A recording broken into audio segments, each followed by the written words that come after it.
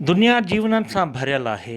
मनताई नामाचारी उहो जीवन माणींदो आहे जेको कुझु करे वञे। हैदराबाद जे अस्पताल में 73 वरियनि जो थक भञण लाइ अब्दी आरामी थियल मेहरापुर जो कामरेड गुलाम रसूल सहतो बि अहिड़े ई जीवन जो मालिक हो जो कुझु लफ़्ज़नि में समेटिजे त लतीफ़ सोणे जी सिट जियां जा जा हुई जीअरी वरचे न वेठी जी अलामत। कामरेड गुलाम रसूल सहतो हारियनि ऐं मज़लूमनि जो उत्साह हो। पीपुल्स पार्टी जे गुज़िरियल दौरे हुकूमत में हुन आबादगारनि ऐं हारियनि जे हक़नि तोड़े सिंध में बंदि पियल स्कूल खोलाइण लाइ ख़ैरपुर खां इस्लामाबाद ताईं पैदल मार्च कयो ऐं 100 ॾींहनि खां वधीक बुख हड़ताल कई। गुलाम रसूल हिकिड़ो ईमानदार क़ौमी कारकुन हो। इब्तिदाई तौर ते हारी कमेटी ऐं ॿियनि सां गॾु रहिया।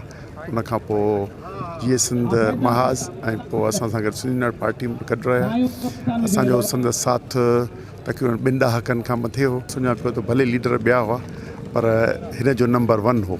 सॼी उमिरि सिंध जे हारनि ऐं पोरियतनि जी ख़िदमत कई ऐं आमिर जाबिर वॾेरे जागीरदारनि पीरनि मीरनि सां मुहाॾो उटकाई ऐं सिंध हारी कमेटी खे सॼी ज़िंदगी एक्टिव रखी।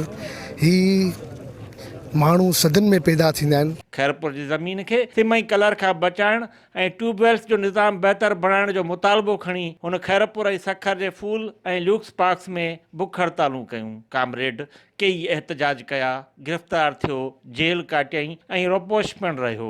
हुन पंहिंजी रोज़ानी अख़बार वसीले कई सिंधी नौजवाननि खे सहाफ़ती मैदान में मुतारिफ़ करायो ऐं उन अख़बार जे इश्तिहारनि जे मुल्ह लाइ हैदराबाद खां इस्लामाबाद वञी बुख हड़ताल पिणु कई। शुरू में ई हारी जेको जदोजहद में उनजो भरपूर किरदारु रहियो ऐं असांखे यादि आहे त एमाडी तारीख़ में कामरेड गुलाम रसूल सहतो जो को बि मटको न हो। पाण हमेशह कामरेड मरहूम हाशिम गांगरे जो पोइ लॻु हुयो ऐं उन ज़माने खां वठी जदोजहद में कंहिं असांजो जदोजहद जो साथी हुयो।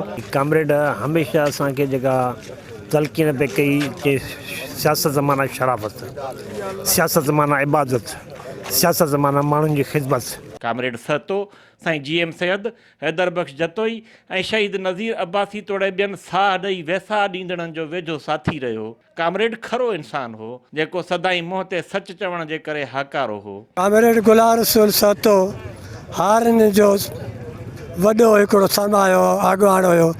असां छा हिन महिल छा कयूं। उन सॼी उमिरि सॼी ज़िंदगी सिंध जे मज़लूम ऐं महकूम हारियुनि ऐं महकूम क़ौमुनि सिंधी बलोच पख्तून सराइकनि जी आज़ादी जे लाइ जदोजहद कई ऐं हुनखे कॾहिं बि असां घर वेठे कोन ॾिनो। हर पल जाखोड़ में रहंदड़ ऐं कॾहिं बि आण न मञींदड़ कामरेड गुलाम रसूल सहतो बीमारी खां हाराए वियो ऐं संदसि संबड़ हारी जदोजहद जी अलामत गाड़े झंडे में वेढ़जी मेहरापुर में मिटी माओ हवाले थी वञी भूए भेठी जी तस्वीर बणिजी वियो। कैमरामैन ज़फ़र अली ऐं साथी रिपोर्टर नौमान मेमुण सां गॾु मुश्ताक टामरी, सिंध TV न्यूज़, मेहरापुर।